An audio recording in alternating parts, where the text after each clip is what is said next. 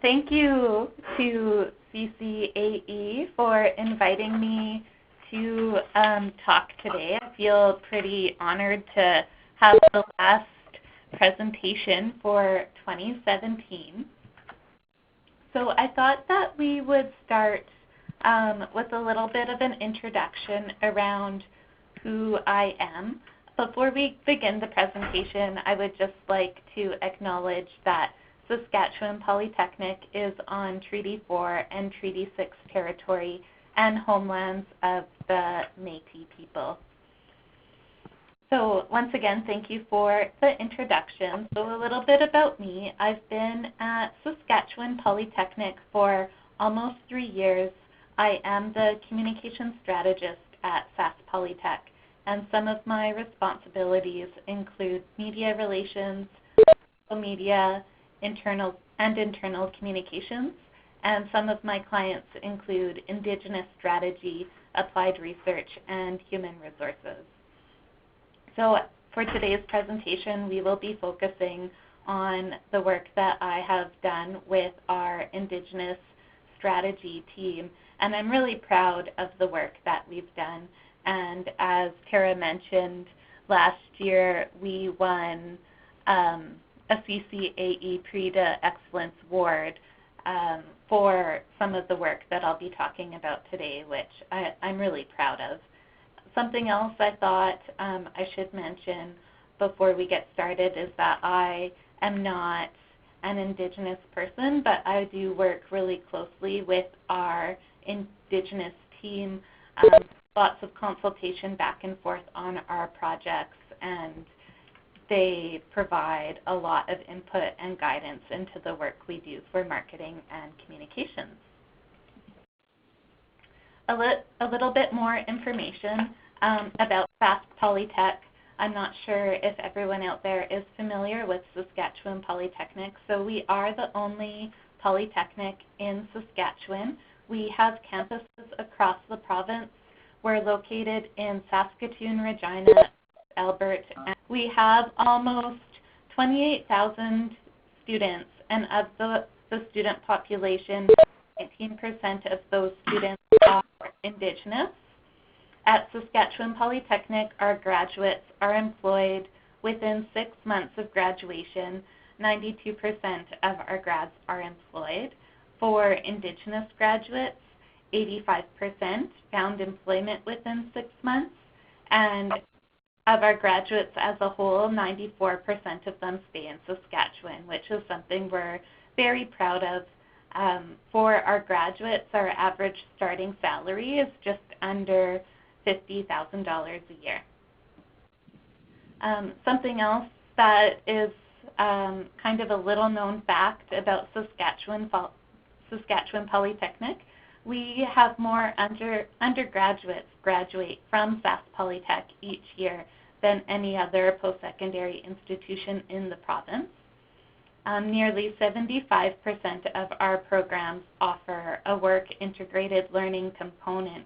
So that includes apprenticeship, co-ops, internships, field experience, practicums, and technical training. And this really enables our graduates to get good jobs when they're done school and start contributing to the job on day one with the great work experience they have during their training at Sask Polytech. So before I go any further, I was just wanting to ask a question. How many people on the line have an Indigenous strategy department at your institution? So you guys can just participate in the poll.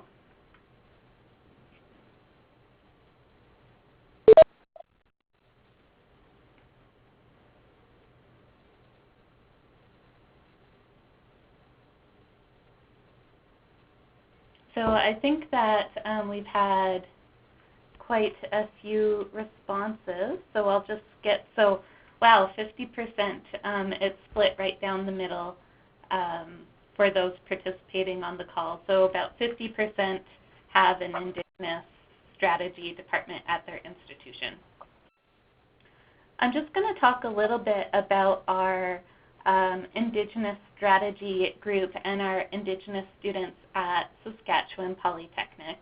So in 2016-17, as you would have seen on the previous slide, about 4,000 Indigenous students chose to learn with Saskatchewan Polytechnic. And this is something that we as an institution are incredibly proud of.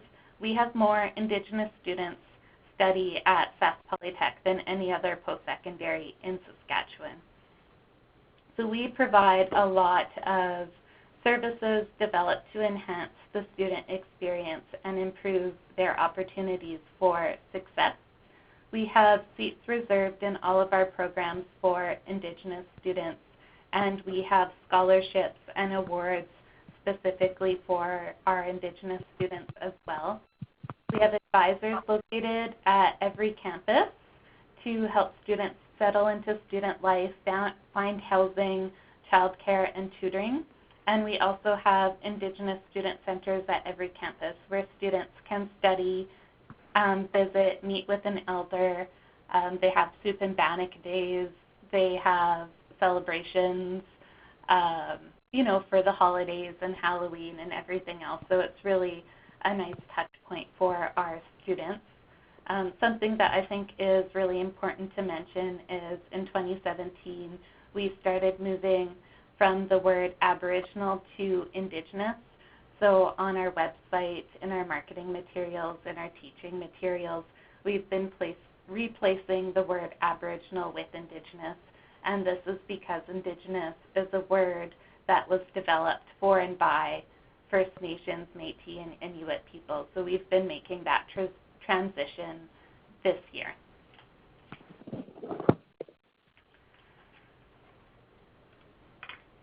So a little bit about today's learning objectives.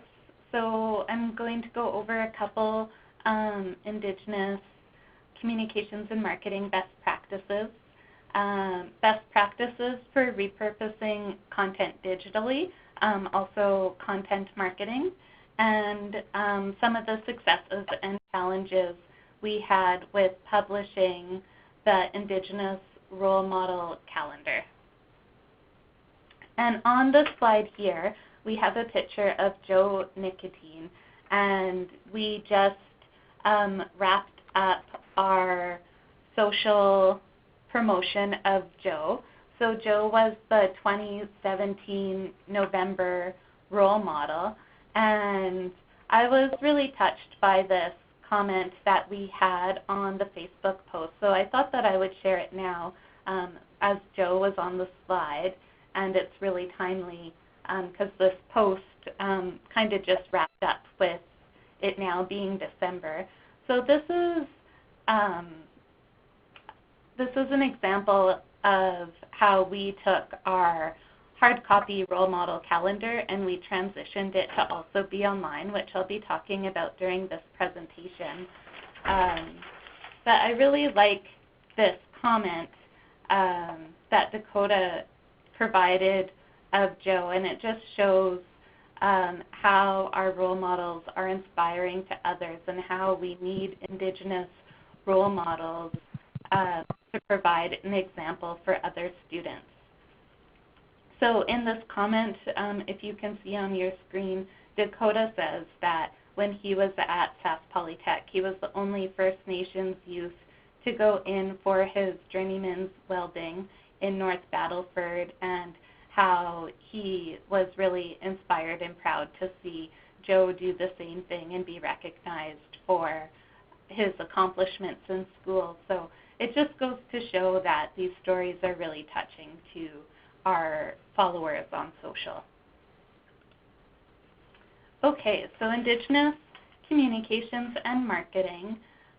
As with all communication and marketing strategies, it's really important to know your audience and do your research. So I spent a lot of time with our Indigenous strategy team talking about our role model calendar, what the goals are, what information is important to the audience, and something that is very, very important to this audience is where the students are from and if they're from a band, what band are they from? So this is something that we put prominently on all of our marketing materials. So we put it in the image on the calendar, we put it in our social.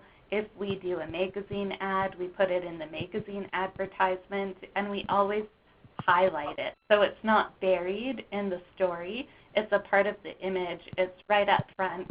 So if people don't go to read on further for Jolene's story, for example, they still see her hometown and band. And this is really important to Indigenous strategy because Indigenous people are the first peoples or the original peoples of this land. So knowing where each role model is from is a way of connecting them to a language and a distinct cultural group and community. So it's something that people always want to know. Where are you from? What band are you with? It's a really good connection for the student to their community and vice versa. So it's something we always make sure that we include. Also, storytelling is a really valued part of this culture, and the calendar and the marketing we do with Indigenous strategy really lets us allow the role models to tell their stories. So the role model calendar. Sask Polytech has been publishing our Indigenous role model calendar for a really long time. So the first calendar was published in 2010. 2018 will be our 8th calendar. So part of this presentation focuses a lot on our content strategy for digital and social. 2016 was the first time that we took our hard copy calendar and expanded the campaign to include social and digital components. So that's how we innovated and grew with our calendar. So 2016 was a really big year for us, and it changed our strategy quite a bit. And the role model calendar is really the heart of everything we do for communications and marketing with Indigenous strategy. So it's our hallmark communications tool.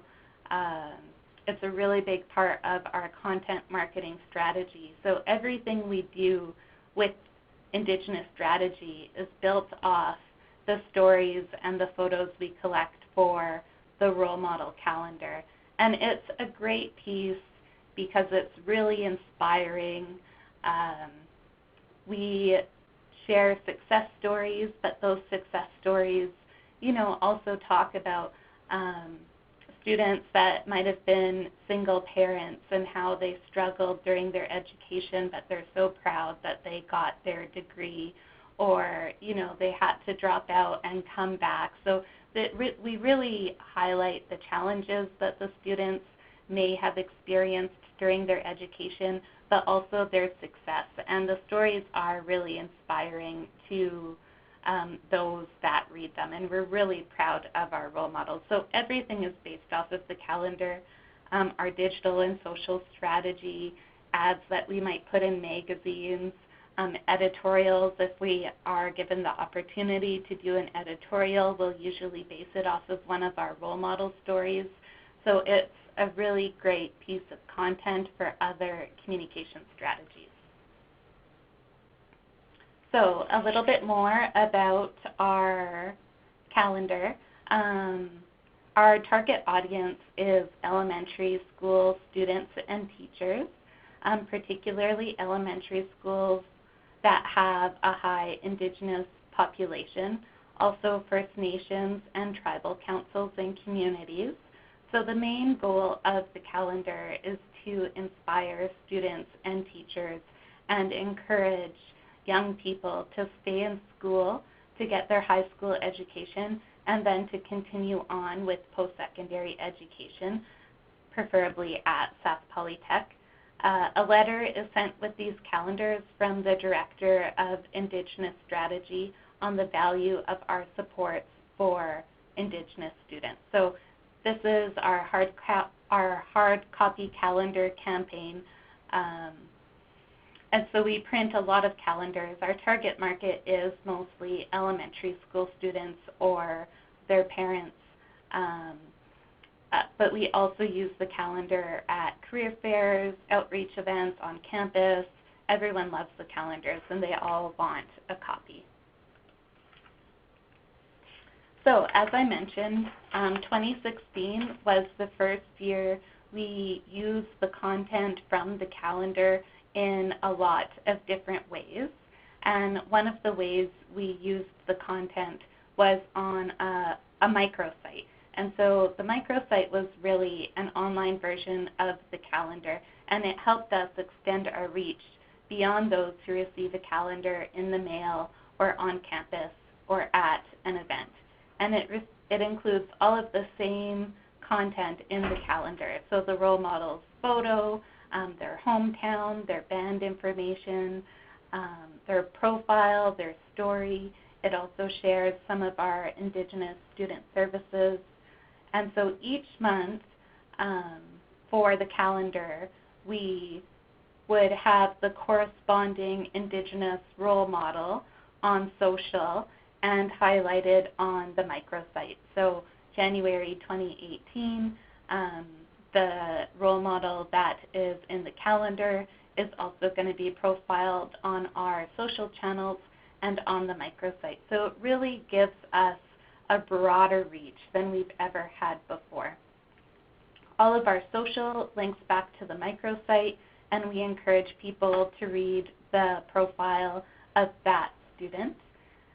It's a really great content strategy because it allows us to share success stories throughout the year, expanding our reach far beyond a print copy calendar.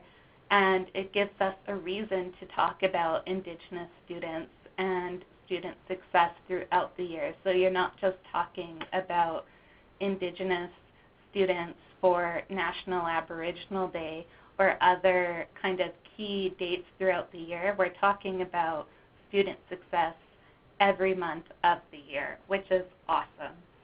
And the great thing about going digital is that it allows the role models to share their stories with their communities. So we give the role models a lot of hard copy calendars so they can share a calendar with their parents or their grandparents or maybe their children, an aunt or an uncle. But, you know, they're not going to give a calendar to everyone they know. So going social, when it's their month and we're sharing their story online and sharing their photos online, they can share that to their social feeds and their friends, let them know how proud they are of them, and, you know, say, we're so proud of all of your accomplishments and you've worked so hard. And it's selfishly, I love that because I get to see it too. So I get to see the engagement on social and the great news that these role models get from their friends and families and supporters. So it's really awesome. So challenges. We have a lot of challenges with the role model calendar. I think as a lot of you could appreciate working with students.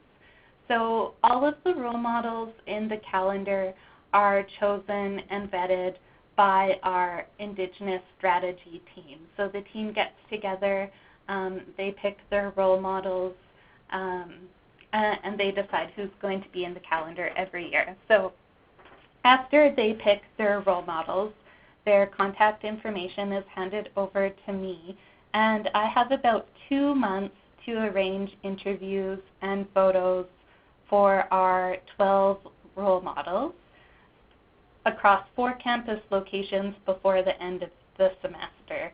So there's a lot of logistics that go into into organizing all of this. We have to interview the story or interview the role models for the calendar. We arrange photos, and the students are located at our 4 different campus locations. We try to get the photos to reflect their chosen career path. So we're often coordinating with instructors to have photos taken in a lab or a shop. If the students are working, we sometimes coordinate with their employers so they can get a photo at their employer's location. So there's a lot of different logistics that happen in those 2 months, and that for me really is the biggest challenge of the role model calendar. Something we are always really cognizant of is who is in the calendar. So do we have good representation from both men and women, First Nations and Métis students, a variety of different programs, students from each campus, students from different areas of the province. So that's a lot of work, and we of course have to make sure that the role models are good role models and they also are in good academic standing. So a lot of work goes into it up front, but it's really worth it because throughout the year you have amazing content to share. So the role model calendar I mentioned started in 2010. It was a print piece. It was only a print piece for until 2016, and we're continuing with the print piece, but accompanying that we have all of our great digital and social content. So what were the outcomes of expanding this print piece into something that's also digital? As I mentioned before, watching the role models being able to share their success stories with family and friends online is really rewarding. Some of our stats from the microsite and social are online. So we had 4,000 page views. On average, people stayed on the site for 1:40 and read 2 role model stories. 25% of our microsite page views came from Facebook. Other good news is traffic to our Indigenous website, so Sask Polytech/Indigenous rose about 30% in 2016. And the government of Saskatchewan picked up one of our role models, one of her stories, and they did a profile on her as well, and that is Chantel Buffalo, who is in the slide. So Chantel has been a great spokesperson and supporter of Sask Polytech. In 2016, Chantel spoke on behalf of Sask Polytech at an Indigenous education symposium, and she just shared her story and her experiences at Sask Polytech and the challenges she had along her education journey from high school until graduation. She also spoke at our 2016 Business and Industry Dinner at the President's Gala, and last year she won a Young Alumnus Partnership Award with Sask Polytech. So she's been a really great role model for us, and we're really proud of her. And just last month, Chantel's story was shared again in Enterprise magazine. She now works at Affinity Credit Union, which is a credit union in Saskatchewan, and the magazine, once again, she talked about how her time at Sask Polytech was great and how our Aboriginal student advisors helped her prepare for her interviews and job applications at Affinity, and she's really grateful for all the support she had at our institution.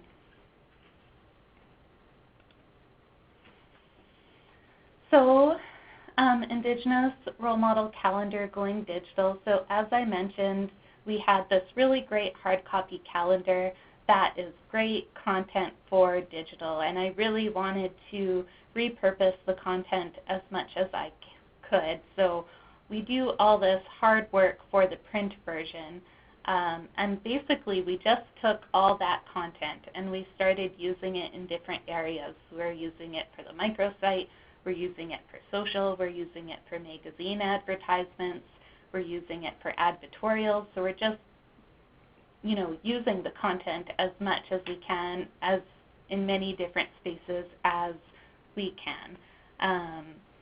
It's really great because we spend 2 months collecting interviews and photos, and once all the hard work is done, we have content for the completed calendar, of course, but also content throughout the year.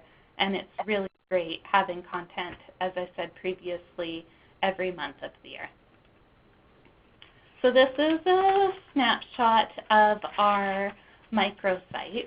And, as great as it is to have a microsite, you don't need a microsite to share a story on digital. So we're always collecting stories and photographs and marketing and communications of our students.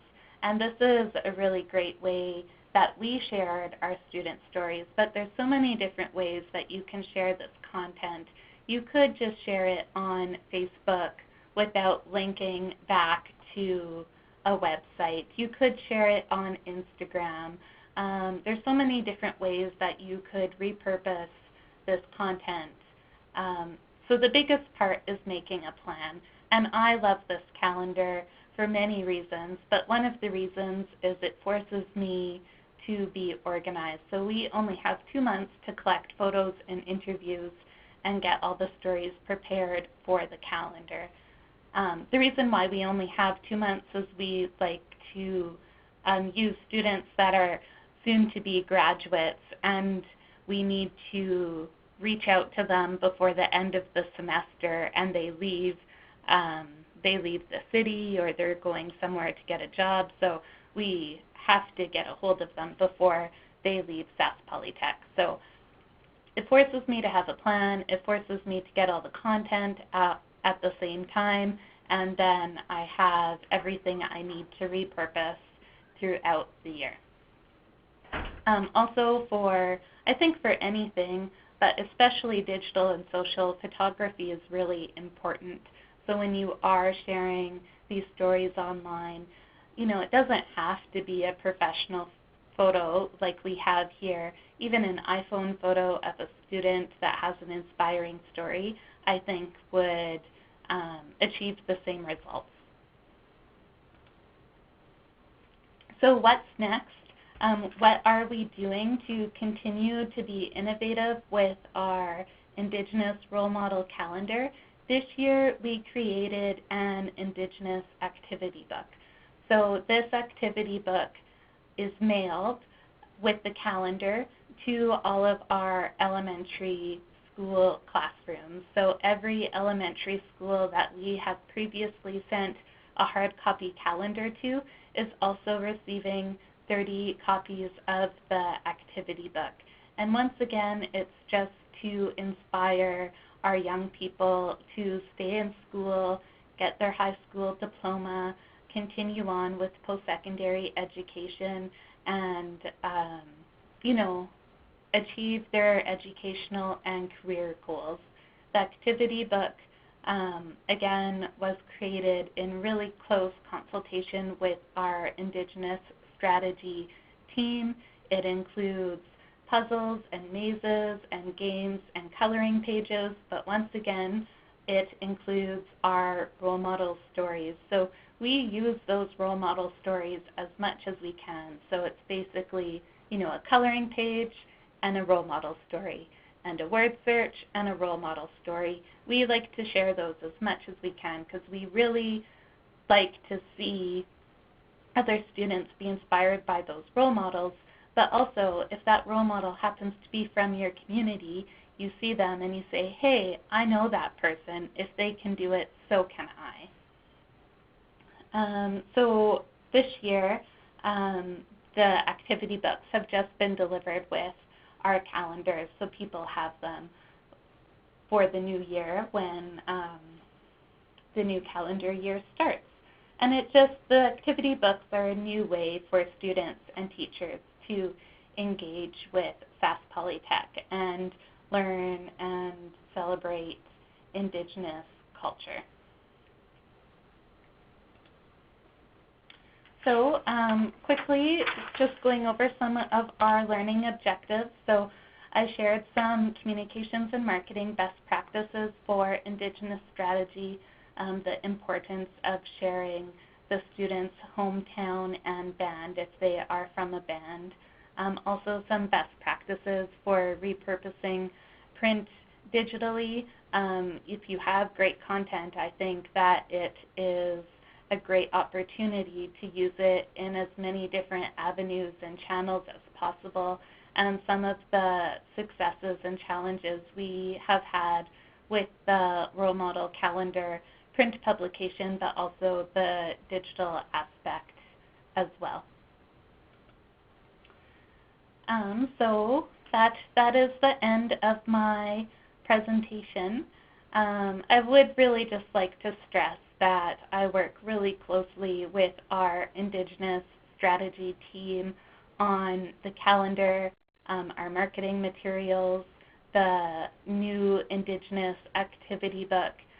All these activities really are a team effort, and lots of planning and coordination go into these things at the beginning, but then we have great content that we can use throughout the year. So, you know, I get a call from a newspaper, they would like an Indigenous student success story. We have, you know, 12 recent stories, but we have this whole pile of success stories from the last 8 years that we can draw upon. So it's a little bit more work up front, but I think it's well worth it throughout the year. And my contact information is there, brianna.bergeron@Sask Polytech, if anyone wants to reach out to me after the presentation. Wonderful. Thank you, Brianna. We'll have the lines unmuted in just a moment. So to start, we have a couple questions queued up in the chat box. So to begin, what percentage of your school's budget is expended on Indigenous programming, support, staffing? So sort of those three areas. I actually don't know. I'm only a little bit familiar with the budget for the marketing and communications aspect, but Victoria, if you want, you can send me an email and I'll look more into that for you. Okay. I do know you mentioned that in addition to social, there was a print piece, so I think you responded to that. And then the other question that is in queue is who or what roles are on your Indigenous strategy team? Sorry, could you repeat that question? Who and what are the roles of the people on your Indigenous strategy team? Oh, okay. We have a director of Indigenous strategy, and everyone reports up to him. We have a couple different roles. So we have a community liaison, and she works really closely with recruitment, and she focuses really heavily on recruitment of Indigenous students to Sask Polytech. We have student advisors at every campus that provide support to our students. We also have our Indigenous student support centers, and each support center has a coordinator as well, and they are also providing services to our students, but they also run the student center and provide activities and resources to the students as well. There's a couple other people on the team as well. We have kind of a manager that supports all of our student advisors and coordinators. So I can't say how many people quickly are on the team. I think that there's maybe like 15-ish, but I'd have to count. So as a reminder to everyone on the line, your lines have now been unmuted. So if you do have a question, you can feel free to ask them as a pause. While you are forming those, there is another question that has come in. Do you have any individual programs or faculties that build on the business marketing you do centrally? If so, do you think there are any advantages or disadvantages for this marketing coming through multiple channels?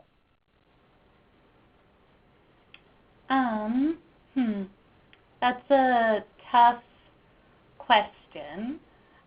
So all of the marketing I've talked about today kind of is led by Indigenous strategy.